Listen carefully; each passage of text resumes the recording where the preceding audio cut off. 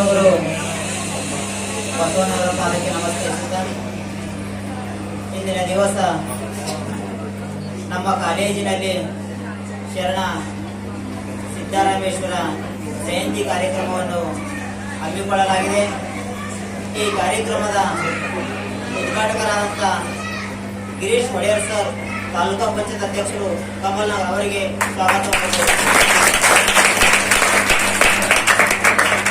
ಅದೇ ರೀತಿಯಾಗಿ ಈ ಕಾರ್ಯಕ್ರಮದ ಮುಖ್ಯ ಅತಿಥಿಗಳಾದಂಥ ಅಜಯ್ ಕುಮಾರ್ ದುಬೆ ಸರ್, ಮುಖ್ಯ ಗುರುಗಳು, ಸರ್ಕಾರಿ ಪ್ರೌಢಶಾಲೆ ಸಂತೂರ್ ಅವರಿಗೆ ಈ ಕಾರ್ಯಕ್ರಮ ಪರವಾಗಿ ಸ್ವಾಗತವನ್ನು ಕೋರುತ್ತೇವೆ.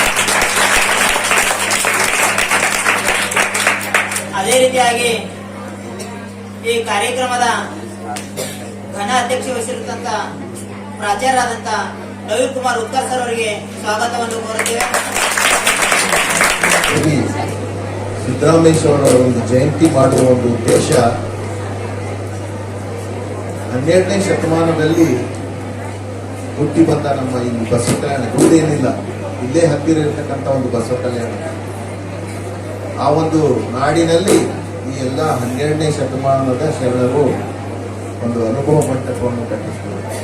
ಅನುಭವ ಮಂಟಪ ಅಂದ್ರೆ ನಿಮಗೆಲ್ಲ ಗೊತ್ತಾಗ್ತದೆ, ಅದು ಅನುಭವ ಮಂಟಪ ಕಟ್ಟಿಸಿದವರು ಯಾರು ಅಂತ.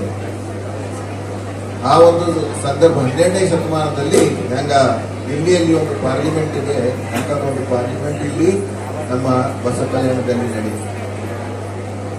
ದೂರದಿಂದ ಶರಣರು ಇಲ್ಲಿ ಬಂದಿದ್ದರು.